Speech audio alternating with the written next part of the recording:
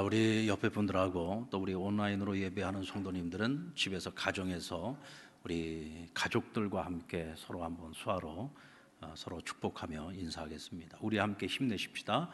우리 함께 힘내십시다. 우리 함께 힘내십시다. 페니 크로스비라고 하는 분이 계십니다. 여성분인데 평생의 찬송가를 9천여 곡을 작곡을 하신 분이죠. 근데 그분은 생후 6주 되던 때에 그 시력을 잃고 말았습니다. 그래서 평생을 시각 장애인으로 살아야 했는데요. 한 번은 한 목사님이 위로를 한다고 한 말이었습니다. 하나님께서는 당신에게 그렇게 훌륭한 재능을 주셨는데 왜 시력은 주시지 않았을까요? 왜 당신으로 하여금 볼 수 있게 하지 않았을까요? 당신이 만약 볼 수 있었다면 훨씬 더 큰 일들을 할 수도 있었을 건데 참 안타깝습니다 라고 위로의 말을 전했습니다. 그러자 페니 크로스비는 이렇게 대답합니다. 아닙니다. 저는 다시 태어난다고 할지라도 저는 시각장애인으로 태어났으면 좋겠습니다. 무슨 말입니까? 그러자 이렇게 대답을 합니다. 제가 만약에 천국에 들어가서 처음 눈을 뜨게 되었을 때 제가 제일 먼저 볼 수 있게 되는 분이 누구일까요? 아마 예수님일 겁니다. 제가 눈을 뜨게 되고 모든 것을 보게 되었을 때 제가 첫 번째 만나고 첫 번째로 볼 수 있는 얼굴이 예수님이라는 사실을 생각만 해도 너무너무 기쁘고 마음에 감사가 있습니다. 저는 그래서 이대로 살았으면 좋겠습니다.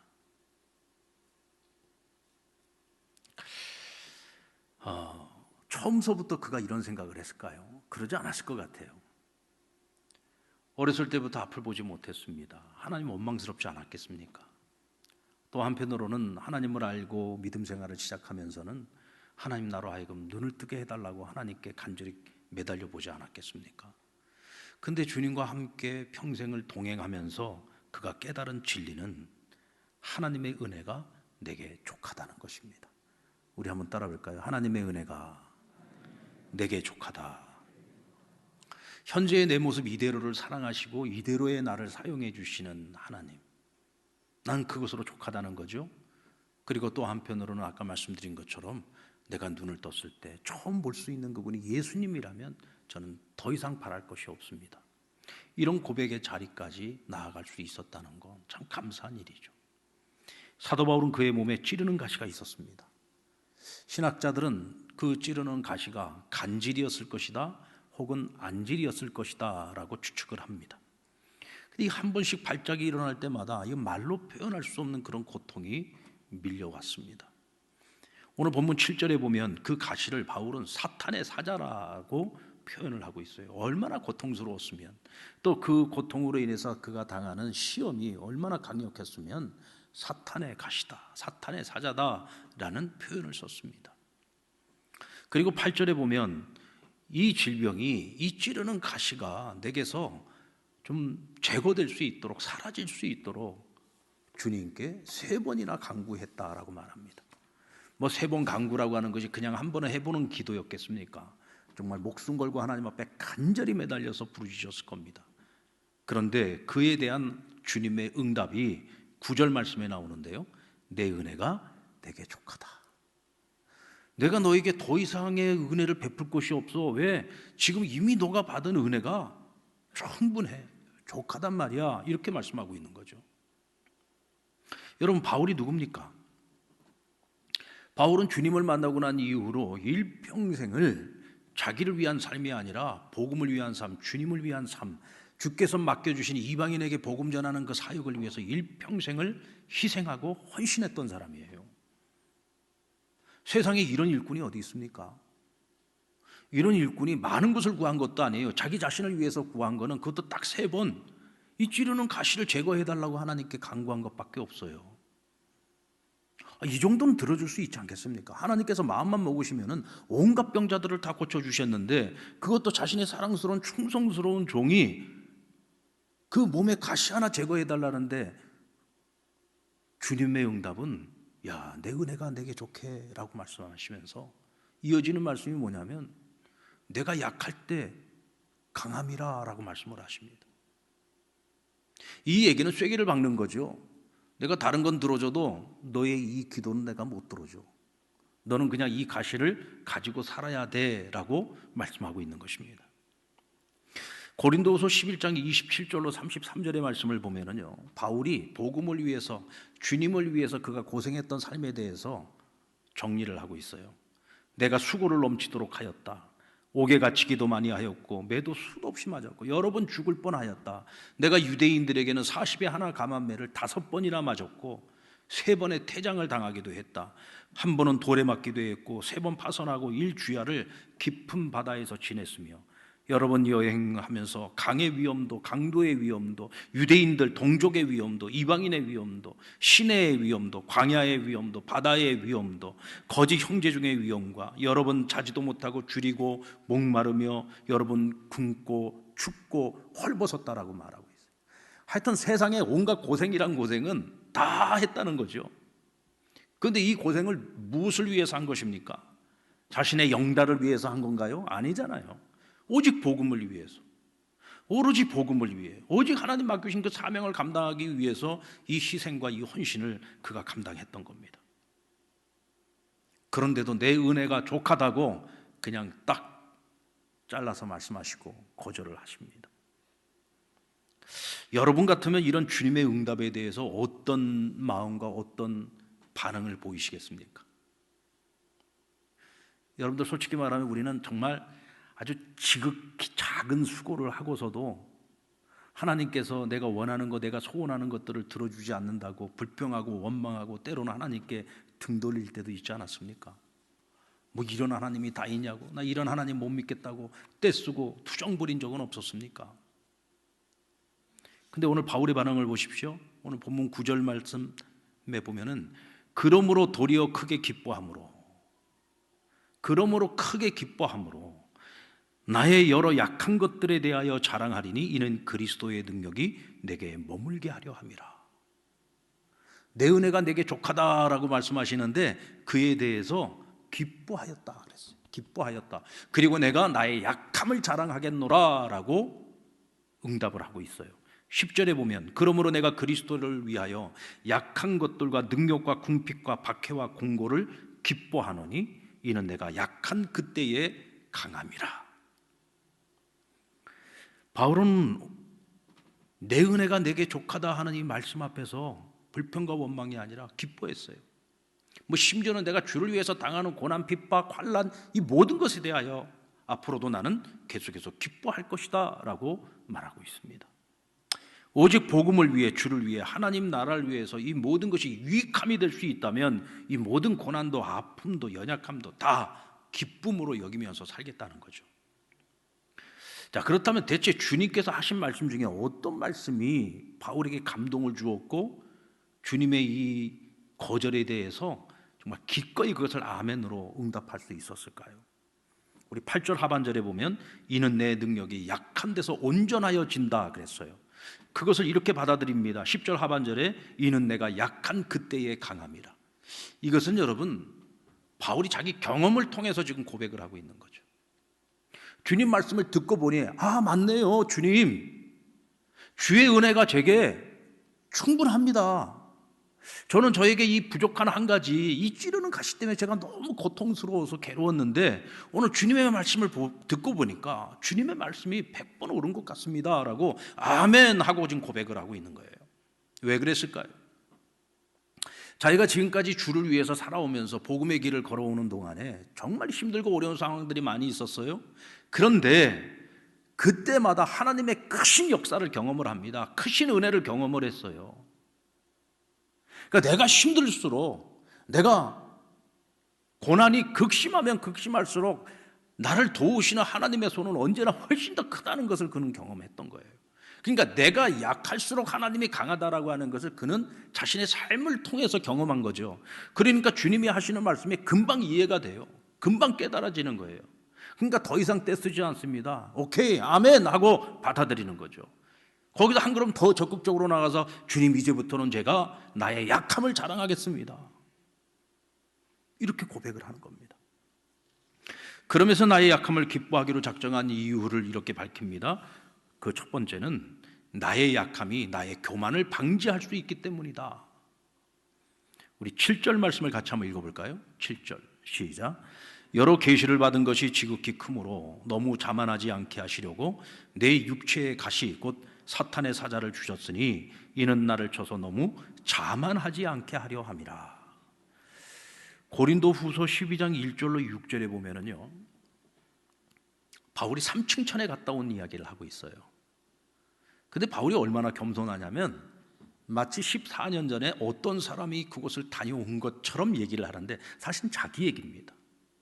이것이 자기 자랑이 될까봐 그것을 다른 제3자가 다녀온 것처럼 3자의 경험인 것처럼 이렇게 지금 표현을 하고 있는 거죠.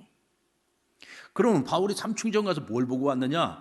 이 세상에서는 알 수도 없고 상상할 수도 없는 하늘의 신비한 것들을 보았고 또 사람의 말로서는 들을 수 없는 것들을 들었다고 했어요. 정말 신명막측하신 하늘의 비밀을 보고 듣고 배우고 온 겁니다. 여러분, 이만하면 자랑할 만하지 않겠습니까? 예수님의 12제자도 삼층천은 못 갔다 왔어요. 근데 하나님께서 바울에게는 삼층천으로 그를 끌어올려서 삼층천을 보여주시고 하늘의 비밀한 일들을 알려주셨단 말이에요. 자만할 수 있지 않겠습니까? 그래서 바울이 이렇게 고백하는 거예요. 이건 하나님 말씀하신 게 아니라 자기가 깨달은 겁니다.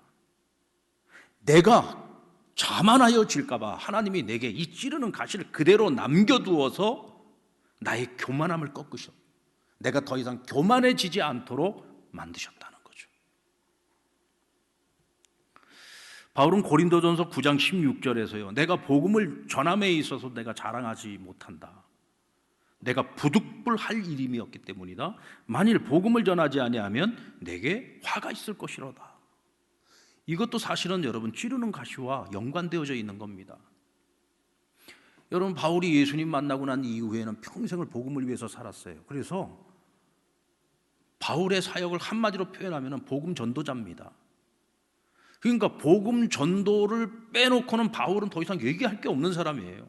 평생을 전도만 하고 산 사람입니다. 그런데 내가 전도함에 있어서 자랑할 것이 없대요. 그럼 뭘 자랑을 해야 됩니까? 그러니까 약한 것을 자랑하겠다는 거죠.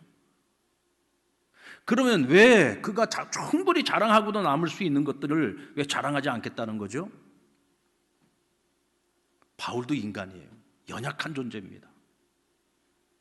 때로는 너무 몸이 힘들고 피곤하고 쉬고 싶을 때는요, 복음 전하는 일도 잠시 내려놓고 싶을 때가 있지 않겠습니까? 바울도 감정이 있는 사람인지라 어떤 사람에게는 전하고 싶지만 어떤 사람은 피해가고 싶은 경우도 있지 않겠습니까? 근데 하나님께서 그걸 허락하지 않는 거예요. 그래서 내가 불순종할 때마다 하나님이 찌르는 가시를 가지고서 그냥 찔러대니까 너무 고통스럽고 힘드니까 아이고 하나님, 그리고 또다시 아멘하고 가서 전하고 싶지 않아도 때로는 전해야지 되고 좀 쉬고 싶어도 또 가서 전해야지 되고, 그래서 뭐라고 표현하고 있습니까? 부득불할 일임이었다. 내가 전하지 않으면 내게 화가 임하니까 내가 전할 수밖에 없었다. 그런데 내가 어찌 전도함에 있어서 자랑할 것이 있겠느냐라고 말하고 있는 거죠. 정말 겸손한 표현 아닙니까?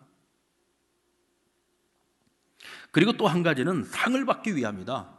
내가 이렇게 주를 위해서 살아가는 이유가 뭐냐? 이 땅에서 상을 받기 위한 것이냐? 아니다. 난 하늘에서 상을 받기를 원한다.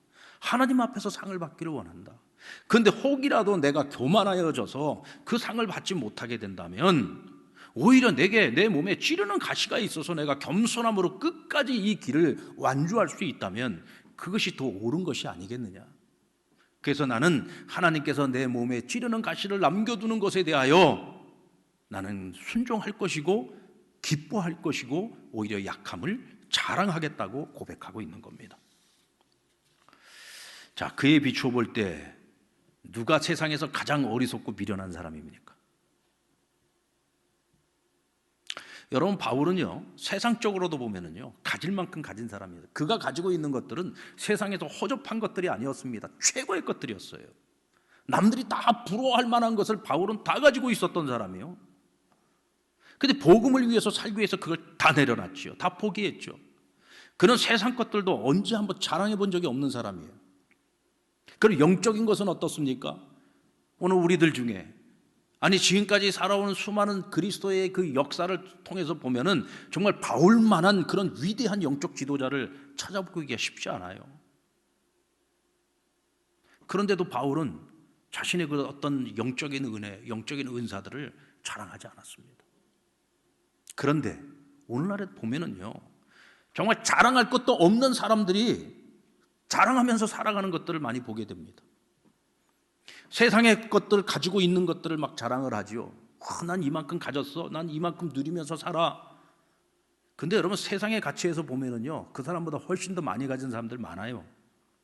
자기는 내가 굉장히 많이 가졌다고 생각하면서 그걸 자랑하지만 그보다 더 많이 가진 사람들이 볼 때에는요, 아유, 진짜 가소롭지도 않아요. 야, 그걸 지금 가졌다고 지금 그걸 자랑하는 거야? 그렇지 않겠습니까? 상대적인 거잖아요. 뭐 내가 잘났다. 자기 잘난 걸 자랑합니다. 그걸 얼굴이라고 지금 자랑하는 거야? 그렇지 않겠습니까? 모든 건 상대적인 거니까. 그래서 우리는요, 세상 자랑하면 안 되는 거예요. 세상 거 너무 자랑하지 마세요. 나보다 더 많이 가진 사람, 나보다 더 잘난 사람들이 볼 땐 그건 아무것도 아니니까. 영적인 것도 역시 마찬가지예요. 그래서 우리는요, 항상 우리의 모든 판단의 기준을 누구에다 둬야 되냐? 바울에다가 두면 돼요. 그러면 누구도 그 어떤 것도 자랑할 것이 없어져요. 세상적인 것도 자랑할 수 없어요. 영적인 것도 자랑할 수 없어요.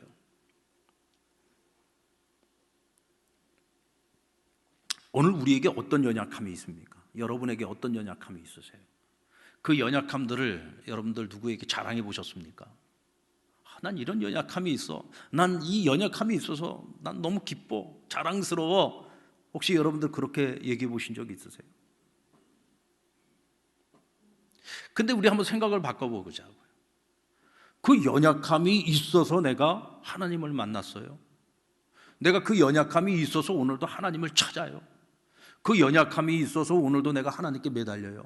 그래서 하나님과 그 연약함 때문에 친밀해지고 있어요. 그렇다면 이 연약함은 가시가 아닌 거죠.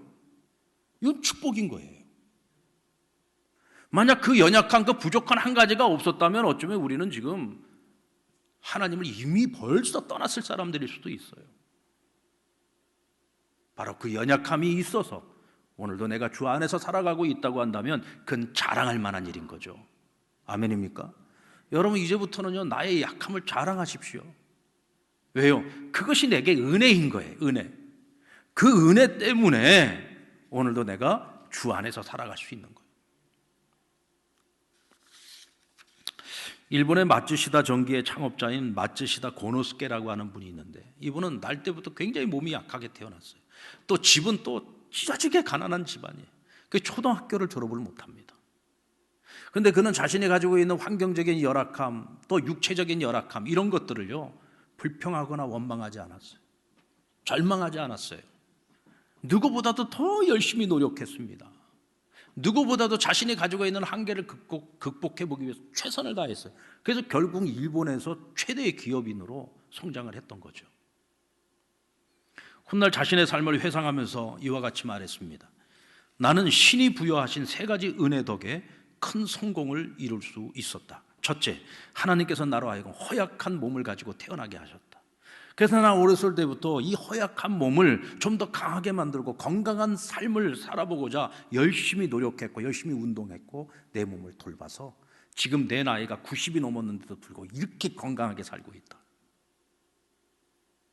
둘째, 하나님은 나를 가난한 집에서 태어나게 하셔서 어렸을 때부터 안 해본 아르바이트가 없다. 신문팔이, 껌팔이, 온갖 직업을 다 전전하면서 나는 세상을 배웠고 세상에 그 어떤 어려움과 풍파가 닥쳐와도 그것을 극복할 수 있는 용기와 능력을 길렀다. 그리고 세 번째, 하나님은 나를 초등학교도 갈 수 없는 어려운 환경 속에서 제대로 정말 학교를 다녀본 기억이 없다. 그래서 나는 세상을 살면서 만나는 모든 사람들을 나의 스승으로 삼고 그들에게 배우고자 힘썼다. 마츠시다 고노스케는 자신에게 주어진 연약함을 탓하거나 원망하지 않았습니다. 오히려 그 연약함들이 오늘의 자신을 만들었다고 고백합니다. 어떤 사람은 장애 때문에, 환경 때문에 모든 것을 그것 때문에 내가 지금 이렇게 살아간다고 불평하고 원망하며 살아가는 사람이 있는가 하면 오히려 그것을 덕분에라고 생각하고, 내가 이런 장애가 있는 덕분에, 내가 이런 환경 속에서 내가 살아온 덕분에, 그래서 그 환경이나 그런 내가 가지고 있는 장애들을 극복해보고자 애쓰고 노력하는 가운데에 오히려 더 좋은 결과를 얻기도 하는 거죠. 하나님께서는 어떤 사람을 도울까요? 무엇 때문에 늘 원망과 불평 속에서 살아가는 사람을 하나님이 돕겠습니까? 아니면 덕분에라는 마음을 가지고, 감사의 마음을 가지고 살아가는 사람을 돕겠습니까? 하나님의 은혜는요, 덕분의 마음을 가지고 있는 사람에게 임하는 거예요. 오늘 바울처럼 내 몸에 찌르는 이 가시 덕분에 내가 주의 은혜를 잊고 살아갔고, 하나님의 그 강력하신 힘과 그 능력을 경험하며 살 수 있었다. 그래서 나는 이 약함을 자랑한다. 이런 사람 하나님이 어떻게 사랑하지 않을 수가 있고, 이와 같은 사람에게 어찌 은혜를 베풀지 않을 수가 있겠느냐 말이죠. 그리고 바울이 자신의 연약함을 자랑하고 있는 것은 그리스도의 능력이 내게 머물도록 하기 위함이라고 말합니다. 바울이 죽을 고비를 수도 없이 넘겼죠. 근데 바울이 죽었다는 얘기가 없어요. 바울이 언제 죽었습니까? 모든 사역을 다 마치고 결국 하나님 나라를 바라보고 주의 영광을 위해서 순교를 당하잖아요. 여러분, 사람은요, 죽고 싶어도 내 마음대로 죽을 수 있는 존재가 아닙니다. 하나님께서 오라고 해야지 갈 수 있는 거예요. 바울은요, 정말 보통 사람들이 경험할 수 없는 극도의 고난을 경험했던 사람이에요. 근데도 한 번도 안 죽었어요. 그때마다 하나님의 크신 손이 그를 건져내어 주셨고, 피할 길을 열어주셨고, 살려주시고 구원해 주셨어요. 역설이지만 고난이 많았던 것만큼 주의 은혜도 많았던 거예요. 고난의 크기가 크면 클수록 하나님의 은혜도 커지는 거예요.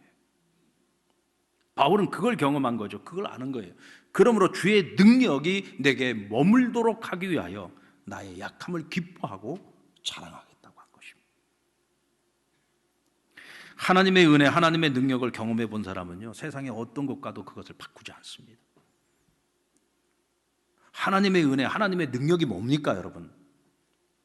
오늘도 하나님 나와 함께 하시는 거예요. 전능하신 그분이 나와 함께 하시는 겁니다. 그러니까 내 인생에 어떤 문제가 있어도 걱정할 이유가 없어요. 여러분, 우리의 입장에서 볼 때는요, 이 문제가 막 큰 문제고 이 문제는 좀 작은 문제고, 이게 문제에도요 크기가 달라. 근데 하나님께는 크고 작은 문제가 없어요. 왜? 우리에게는 한계가 있지만 하나님께는 한계가 없어요. 전능하신 분이기 때문에. 근데 바로 그 하나님이 오늘 우리와 동행하신단 말이에요. 우리와 함께 해주신단 말이에요. 오늘 우리가 그 하나님을 의지할 수 있고요, 그 하나님께 내가 도와달라고 부르짖을 수가 있고요, 하나님의 도움을 받을 수가 있는 거예요. 여러분, 예수님의 제자들이 주님과 함께 동행하다가 주님이 내가 이제는 아버지께로 가야 된다라고 말씀하시니까 막 큰 두려움이 밀려왔어요. 막 근심 걱정이 얼굴에 그냥 가득해요. 그러니까 예수님께서, 야, 두려워하지 마라. 너희들 내 아버지를 믿지? 그럼 나를 믿어라. 하나님의 말씀을 믿듯이 내 말을 믿어야 된다라고 말씀하시면서 무엇을 말씀해 주셨죠? 내가 아버지께로 가면 아버지가 너희에게 성령을 보내실 거야. 성령이 너희에게 임하게 되면 너희와 영원히 성령님이 함께 하시면서 너희를 도와주실 거야. 근데 그때 당시에는 그들이 예수님 해주시는 이 말씀을 듣고도요, 콧구멍으로도 안 들었어요. 그러니까 그 말씀을 듣고도 위로가 안 되는 거예요. 여전히 두려움이 그대로 남아 있었어요. 근데 사실 예수님께서 제자들을 떠나기 전에 주님과 함께 하는 동안에요, 제자들은 걱정거리가 없었습니다. 제자들이 예수님 만나고 제자가 되고 난 이후에 주님과 함께 하는 동안에 5성급 호텔에서 잠을 잤습니까? 아니면 미슐랭에 나오는 그런 아주 맛있는 음식들만, 아주 고급 음식만 골라 먹으러 돌아다녔습니까? 아니죠. 머리 둘 곳이 없었어요. 주님과 함께 하는 동안에 항상 먹을 거 염려가 있었어요. 왜? 가진 게 아무것도 없었으니까.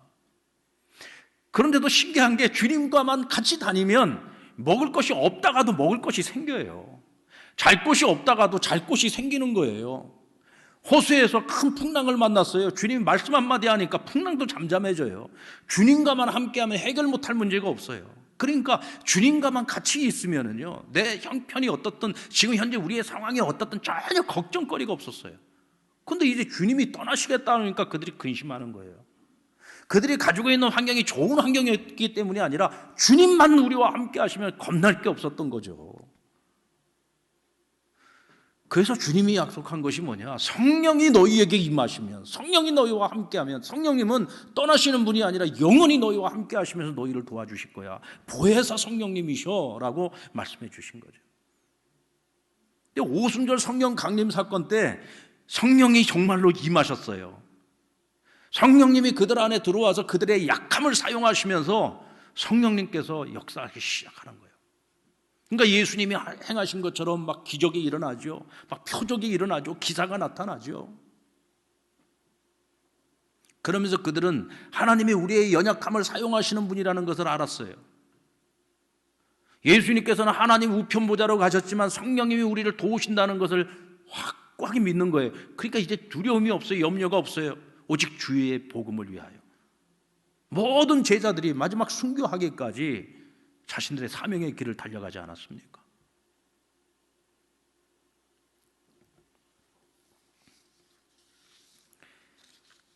성경에 나오는 모든 인물들이 다 마찬가지입니다, 여러분. 성경에 나오는 인물들을 보세요. 그들 중에 고생하는 사람은 아무도 없어요. 고생도 보통 고생이 아닙니다. 아주 죽도록 고생했어요. 근데 죽도록 고생했기 때문에 크신 하나님의 역사를 다 경험을 한 거죠. 그러니까 성경에까지 다 기록이 된 거야. 그냥 웬만큼 지나갈 수 있는 그런 고난 정도는 여기 실리지도 않아요. 고난이 큰 만큼 하나님의 은혜가 컸기 때문에 그 큰 하나님의 은혜들을 우리에게 보여주고 있는 거죠. 때로는 우리에게 불가항력적인 일들이 많이 있습니다. 지금 우리가 당하고 있는 이런 코로나 같은 이런 사태들도 불가항력적인 이런 상황들이죠. 내 힘으로 내 능력으로 능히 감당할 수 없는 그런 연약함들이 우리 앞에 있습니다. 이거는요, 여러분, 하나님이 아니시고는 해결할 수 없는 문제들이에요. 그래서 우리는 이 약함을 오히려 자랑하고 하나님의 크신 은혜를 사모하면서 도움을 구해야 되는 거죠. 코로나 사태가 오고서 저희 교회도 우리 교회뿐만이 아니라 우리 전국의 모든 교회들이 처음에 너무 당황했어요.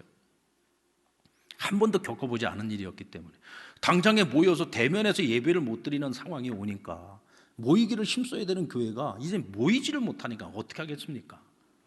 그러면서 이제 온라인 예배라고 하는 비대면 예배를 우리가 또 찾아나게 되었고, 그렇게 하면서 이제 한 걸음 한 걸음 우리가 대응을 해나가게 되었는데, 그러면서 전반기 동안에는 우리가 다른 어떤 양육이나 훈련이나 이런 것들 전혀 하지 못했잖아요, 그죠? 그냥 간신히 예배만 지탱을 하고 있었던 거예요. 근데 처음 겪는 일이었기 때문에 우리도 여유가 없었죠.